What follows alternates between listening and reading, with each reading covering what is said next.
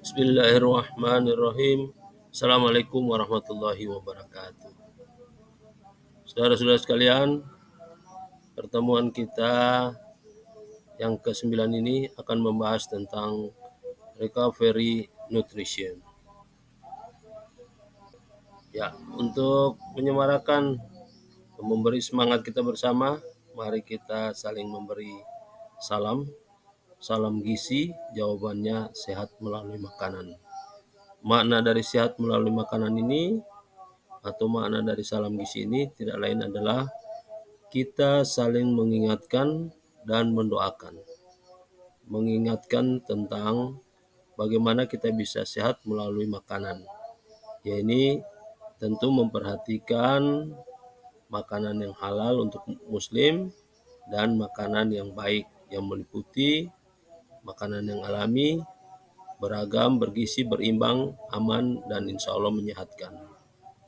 Selain itu juga yang harus diperhatikan adalah keterkaitan makanan dengan berat badan, tinggi badan, umur, aktivitas, termasuk olahraga, status kesehatan, kondisi suhu, atau kondisi cuaca, dan lain sebagainya. Ini terkait juga dengan makanan. Oke, ketika saya mengatakan salam gizi dengan memberikan 1 jempol atau 2 jempol, jawabannya sehat melalui makanan. Salam gizi, sehat melalui makanan.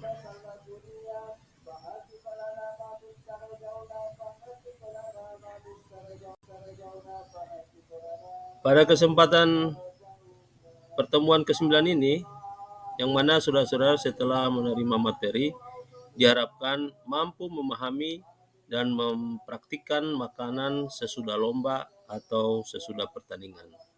Saudara-saudara, yang akan kita bahas meliputi bagaimana efek latihan dan kompetisi, status hidrasi,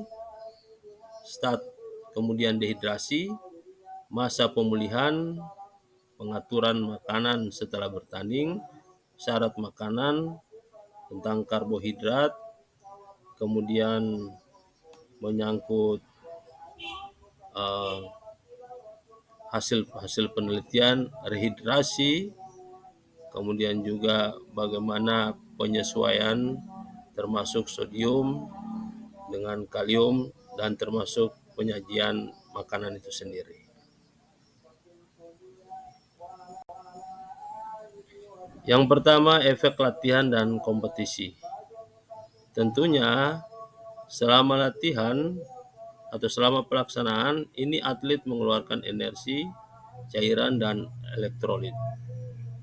Oleh karena itu, sesudah pelaksanaan latihan ataupun kompetisi, atlet itu membutuhkan karbohidrat 3-5% yang dibutuhkan sebagai bahan untuk rehidrasi cairan yang keluar di dalam tubuh, dan juga perlu substitusi atau penambahan elektrolit.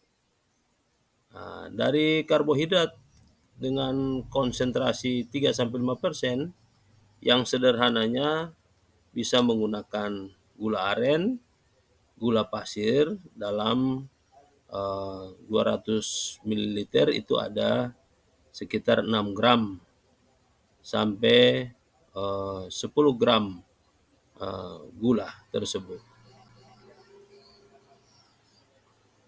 Saudara-saudara,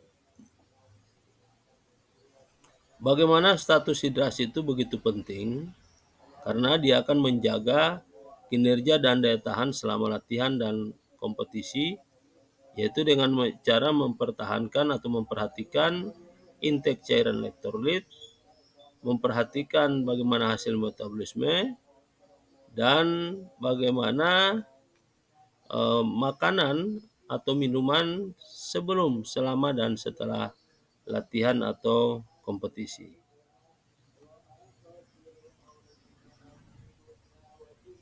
Pada saat dehidrasi, tentunya berpengaruh kuat pada penampilan latihan yang bisa menyebabkan apa saja, Ya, di antaranya ada gangguan kardiovaskuler dan penurunan prestasi atlet, gangguan sistem pencernaan, termasuk juga gangguan konsentrasi daripada.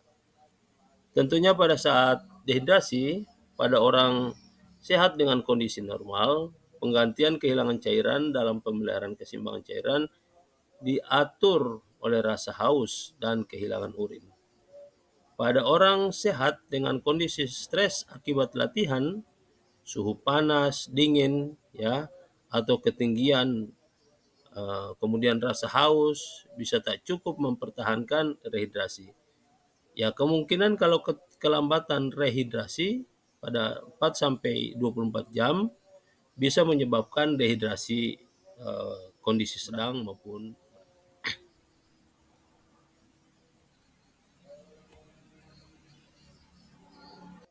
Bagaimana masa pemulihan? Tentunya atlet yang konstan menjaga kondisi tubuhnya. Di sini diperhatikan periode latihan atau selama latihan, kemudian periode kompetisi, demikian juga kompetisi sampai pada pasca latihan atau pasca kompetisi itu sendiri. Ini masa-masa yang membutuhkan cairan elektrolit yang sesegera mungkin. Bagaimana pengaturan makanan setelah bertanding? Ya, yang pertama yang harus diperhatikan adalah elektrolitnya bagaimana, guna memulihkan simpanan glikogen. Seperti tadi dengan cairan 3 sampai 5% kandungan karbohidrat, itu sangat bagus untuk pemulihan. Hidrasinya dengan tujuan memulihkan status hidrasi itu sendiri. Nah, dengan adanya simpanan glikogen, dengan adanya keadaan tersebut, maka ini bisa menyeimbangkan keadaan elektrolit yang ada di dalam tubuh. Oleh karena itu sangat dibutuhkan syarat makanan untuk seorang atlet, ya, pada saat recovery tersebut. Cukup energi, cukup mineral, vitamin, cukup karbohidrat, cukup protein dan lemak, kemudian cairan diperbanyak. Tapi minimal cairan itu pada kondisi normal 30 ml atau sampai 40 ml per kilogram. Karbohidrat, tentunya konsumsi karbohidrat tinggi, 8 sampai 10 gram per kilogram berat badan per hari. Tidak lain ini untuk daya tahan. Daya tahan guna mengembalikan kapasitas daripada tubuh itu sendiri dalam rangka waktu pemulihan antara sesi-sesi dalam apakah dalam latihan atau sesi waktu pemulihan antara sesi yang sedang berjalan. Selanjutnya, glikogen. Tentunya glikogen menghasilkan resistensi glikogen yang lebih besar pada masa persiapan uji latihan. Ini glikogen ini adalah simpanan karbohidrat yang akan digunakan pada saat latihan yang maksimal maupun pada saat pertandingan itu sendiri. Ya, harapannya konsumsi karbohidrat harus tinggi dengan hitungan 8 sampai 10 gram per kilogram berat badan per hari. Kemudian konsumsi karbohidrat yang sedang ini 5 sampai 7 gram per kilogram berat badan per hari. Ini juga merupakan membantu dalam adaptasi, yang mana meningkatkan adaptasi dan penampilan latihan meskipun beberapa otot mengalami kelelahan lokal. Hasil penelitian bahwa atlet lebih bisa beradaptasi dengan penyimpanan glikogen otot daripada asupan karbohidrat sedang hingga latihan atau kompetisi yang bisa terganggu. Jadi lebih baik dengan penyimpanan glikogen pada otot ya daripada asupan karbohidrat sedang. Artinya glikogen otot memang sudah siap untuk digunakan. Hasil penelitian memperlihatkan bahwa secara umum atlet hanya mengganti cairan 30-70%, ya, cairan yang keluar dari keringatnya. Sehingga sebenarnya mereka ini kehilangan cairan yang cukup juga, dan ini bisa menyebabkan dehidrasi baik pada level ringan maupun sedang setelah olahraga atau sesi latihan. Dehidrasi itu sendiri menyangkut tentang langkah-langkahnya. Pertama, disubstitusi, yakni mengganti cairan yang hilang, kemudian mereduksi, mengurangi panas tubuh, ya, dan mengkonsumsi bagaimana meningkatkan asupan karbohidrat itu sendiri. Sementara untuk kondisi yang agak berat, yang mana butuh tambahan cairan yang sesegera, ya, maka langkah terbaiknya adalah menggunakan infus untuk rehidrasinya. Ini bisa tergambarkan tentang psikologi secara umum daripada atlet itu sendiri, yang mana atlet kehilangan rasa haus yang sedang, ya, kehilangan rasa haus, sedangkan asupan cairan oral itu berkurang. Kemudian dehidrasi yang serius, yang mana atlet mengalami disfungsi gastrointestinal atau subjek, atau atlet itu bisa pingsan. Kemudian ada kombinasi teknis. Teknis rehidrasi terbaik adalah dengan mengkombinasikan asupan oral, dan jika perlu pada kondisi tertentu, pada kondisi-kondisi tertentu itu perlu adanya melalui rehidrasi dari infus itu sendiri. Saudara-saudara sekalian, kemudian diharapkan cairan yang sesuai itu, yang mana tadi ada beberapa pendapat para ahli dengan konsentrasi glukosa 3-5% menurut Carter dan Solvi. Dengan suhu jangan terlalu panas dan tidak terlalu dingin, 9-15 derajat Celcius. Pemberian yang perlu diperhatikan juga adalah sodium, yang mana dapat meningkatkan asupan volume dan simpanan cairan itu sendiri. Cairan yang tidak sesuai, yakni konsumsi diet cola dan kopi yang mengandung kafein, yang mana menyebabkan pengembalian cairan tubuh yang hilang, sehingga tubuh ini pasti kurang efektif. Ya, dan tentunya kehilangan cairan ini, tubuh menjadi kurang efektif dibandingkan dengan orang-orang yang kondisi cairannya, status hidrasinya yang baik, yang mana konsumsi diet cola maupun kopi itu bisa mendukung atau cenderung menyebabkan efek diurese atau menyebabkan kencing-kencing. Sehingga diet cola dan diet kopi ini harus dipertimbangkan untuk pemberian pada saat sebelum bertanding, saat bertanding maupun setelah bertanding. Bagaimana cairan yang tidak sesuai? Ya, tentunya adalah alkohol. Karena alkohol ini tidak direkomendasikan. Kenapa? Menimbulkan berbagai gangguan langsung dan tidak langsung terhadap proses pemulihan pasca latihan atau kompetisi. Apa saja itu?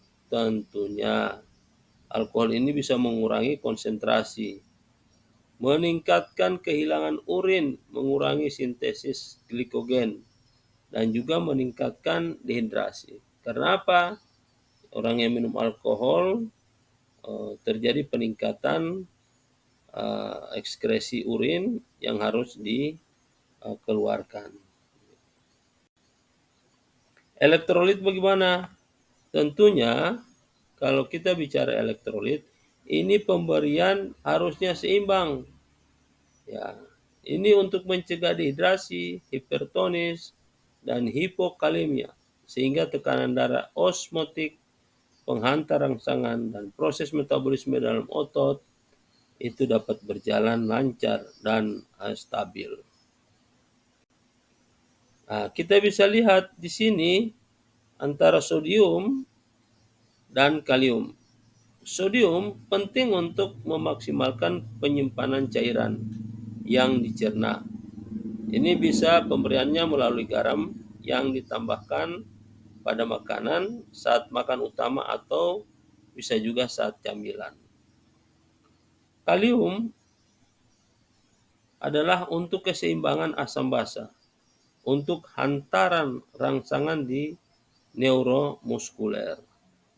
Nah, sodium dan kalium ini tidak memiliki efek aditif, sehingga penggantian sodium dan kalium itu prioritas karena keduanya hilang lewat keringat. Nah, kita bisa lihat bagaimana tips-tips. Ya, ini adalah salah. Ini adalah pemain bridge dari Indonesia. Ya, pengusaha besar beliau ini. Bagaimana tips? Ya, seperti terjadi penurunan 500 gram berat badan per pekan atau setengah kilo. Tipsnya, ya ini berarti terjadi penurunan 500 kilokalori per hari. Kalau orang mau menurunkan berat badan, ya ini salah satu teorinya dengan pengurangan konsumsi makanan yang berjumlah atau bernilai gizi 500 yang beratnya 500 kilokalori. Dan ini bisa menurunkan berat badan sebanyak setengah kilo dalam sepekan. Jenis minuman yang bagus itu yang bagaimana? Ada jus buah karena kaya kalium dan natrium. Kemudian bagaimana untuk pemulihan kadar gula darah? Tentunya pemberian karbohidrat jangan lupa 1 gram per kilogram berat badan per hari.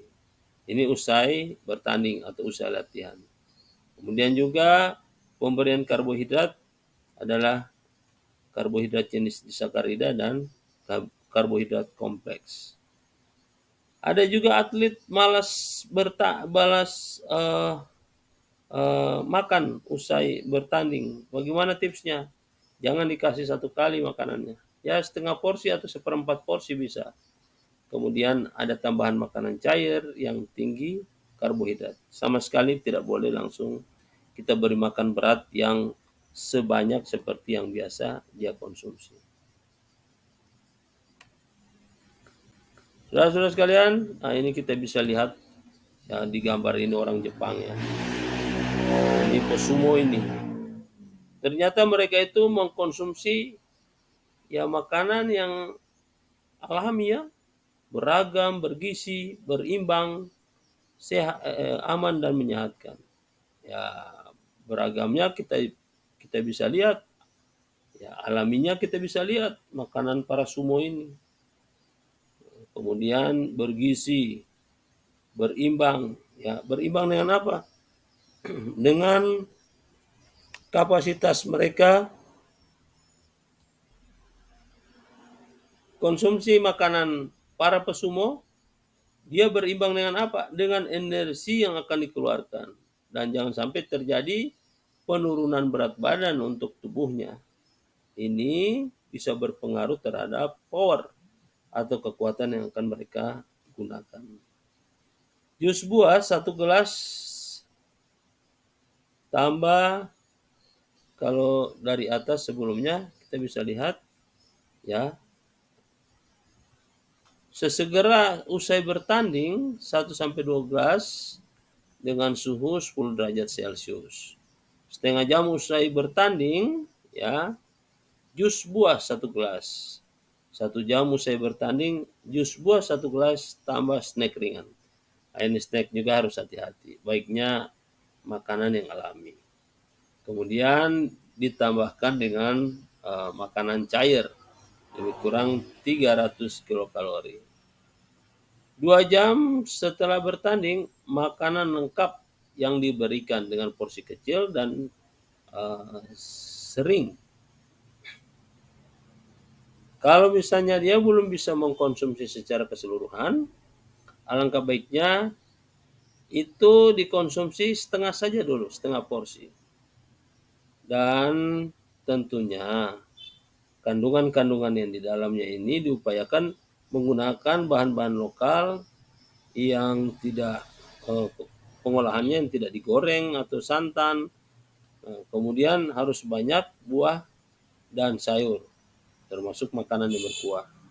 Ini dapat ditambah makanan dengan setengah porsi kecil bila mau makan lagi. Artinya 4 jam usai tanding ya, 4 jam usai tanding ketika dia lapar dapat ditambahkan atau diberikan makanan dengan setengah porsi kecil. Tapi untuk sumo tidak demikian.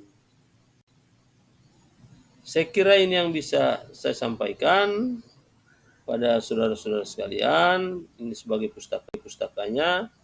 Dan tugas saudara-saudara yaitu buat rangkuman dari 2 artikel jurnal nasional dan 1 jurnal internasional tentang materi recovery nutrition. Artinya Anda membaca artikel dalam jurnal yang dimaksud tentang recovery nutrition, itu Anda bisa mengkompairkan, membandingkan hal-hal, membandingkan hal-hal yang terkait dengan recovery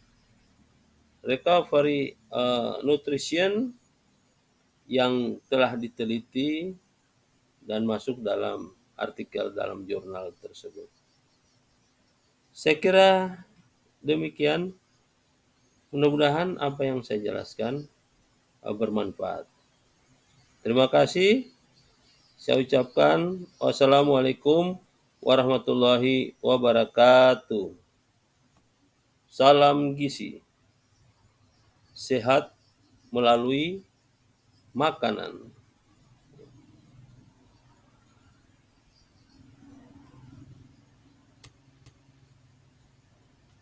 Sekali lagi terima kasih. Odu olo.